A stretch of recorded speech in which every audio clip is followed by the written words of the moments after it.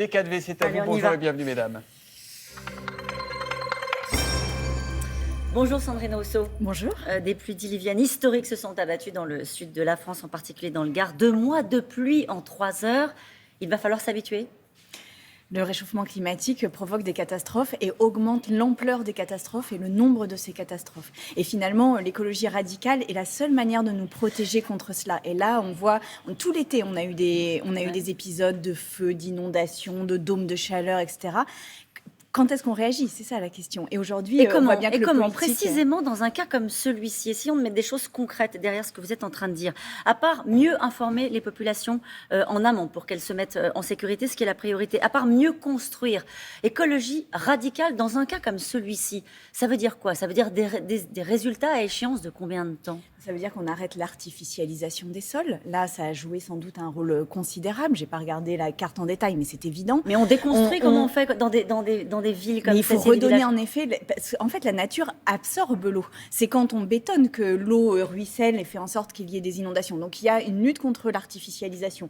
Il y a aussi une lutte contre les émissions de gaz à effet de serre, puisque là, chaque tonne de carbone que l'on met aujourd'hui en plus dans l'atmosphère aggrave la situation. Donc à chaque fois qu'on utilise du pétrole, qu'on le transforme et qu'on les met dans l'atmosphère, eh bien on aggrave. Donc il nous faut retrouver le sens de la nature, un rapport à la nature différent, arrêter l'artificialisation et faire en sorte qu'on prenne des mesures fortes de limitation du carbone, parce que c'est la seule manière de nous protéger aujourd'hui. Et le problème quand on appréhende ce genre de sujet que vous traitez au quotidien, Sandrine Rousseau, c'est qu'on se sent un peu dépassé, démuni. Plus de la moitié des jeunes de 16 à 25 ans, interrogés par les chercheurs de l'université de Bath, estiment que l'humanité est condamnée.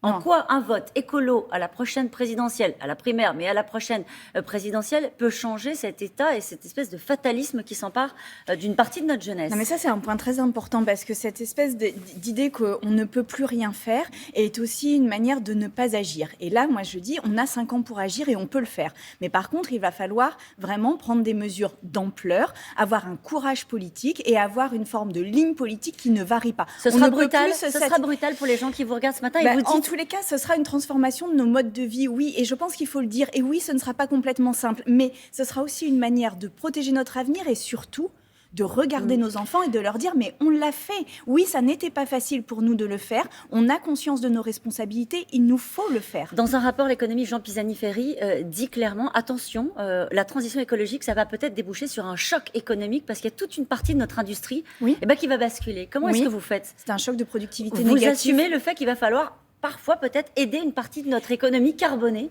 parce qu'il y a des emplois?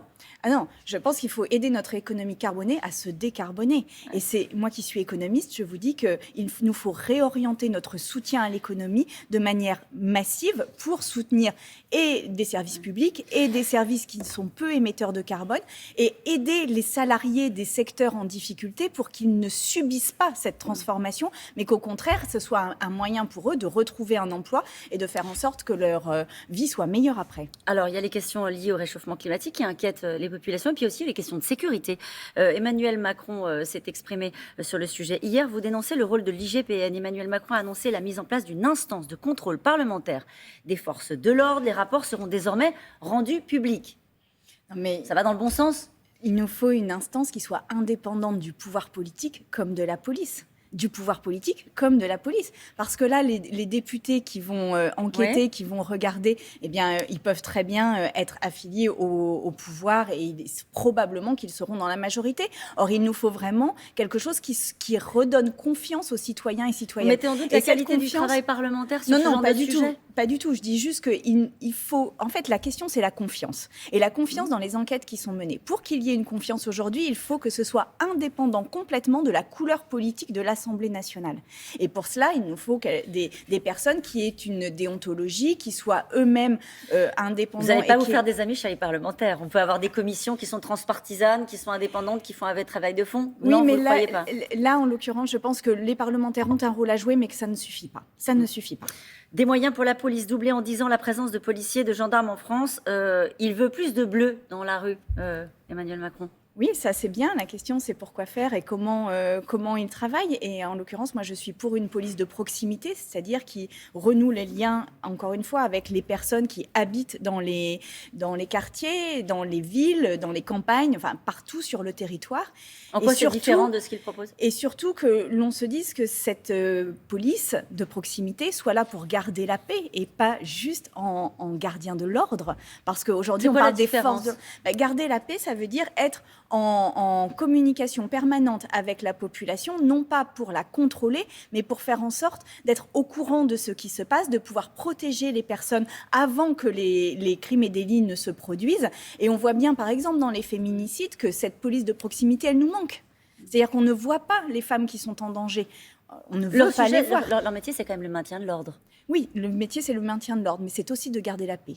Et là, en l'occurrence, on a depuis Nicolas Sarkozy, on a arrêté cette police de proximité qui pourtant avait des résultats tout à fait conséquents sur le terrain. Un mot sur la primaire. 122 670 personnes se sont inscrites pour ce scrutin qui débute demain. C'est déjà un succès? Oui, c'est un succès. Cette mobilisation est un succès et c'est un exercice démocratique. Est-ce que vous avez des doutes sur l'organisation de ce scrutin, Sandrine Rousseau? Non, pas du tout. Pourquoi? Non. Est-ce que vous craignez une forme d'entrisme de certaines autres forces politiques dans l'organisation de ce scrutin? Je pense que c'est très marginal. Sur 122 000, je pense que c'est très marginal. Damien Rieu, l'ex-porte-parole de Génération Identitaire, s'est inscrit à la primaire. D'ailleurs, il veut voter pour vous.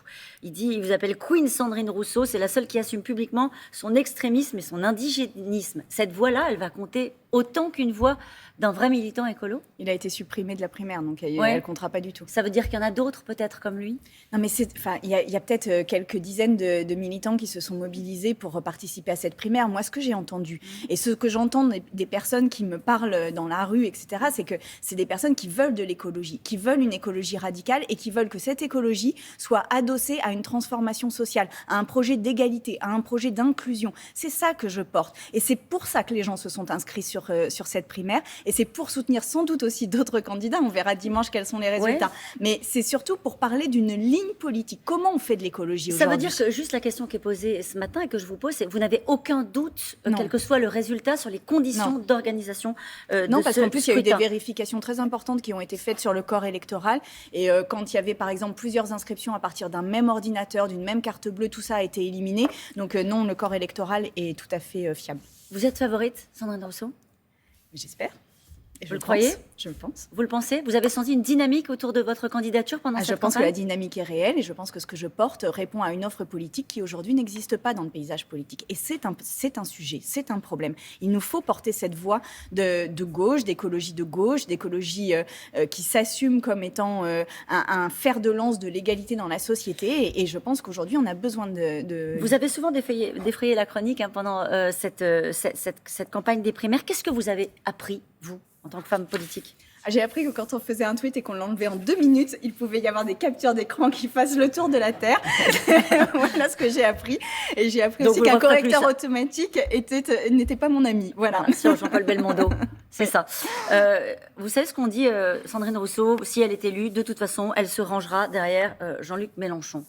Non, mais alors ça, c'est vraiment, c'est tout à fait incroyable parce que c'est exactement ce que se disaient aussi Yannick Jadot et Éric Piolle au début de cette primaire. Et je pense que c'est faire bien peu de cas des propositions politiques que je porte. Et en l'occurrence, je resterai jusqu'au bout, je porterai mes idées jusqu'au bout, mes valeurs jusqu'au bout. Et je pense que derrière moi, ça, vous ne pourrez pas le supprimer, ce tweet-là. C'est une vraie déclaration. Beaucoup de personnes viendront derrière moi. Donc, il n'y aura pas de ralliement si vous êtes sortie victorieuse de cette primaire. Il n'y aura pas de ralliement à un autre candidat de la gauche. Vous porterez jusqu'au bout les idées des écolos à la présidentielle. Il y a une question de dynamique de la gauche, mais pour l'instant... Aujourd'hui, là, l'important, c'est d'aller chercher les personnes qui ne votent pas. L'important, aujourd'hui, c'est d'aller chercher les personnes qui renoncent à la politique. Et dans mon équipe, dans les personnes qui me suivent, 70% n'allaient plus voter. C'est ça que je dois faire dans les mois et dans les mois qui viennent.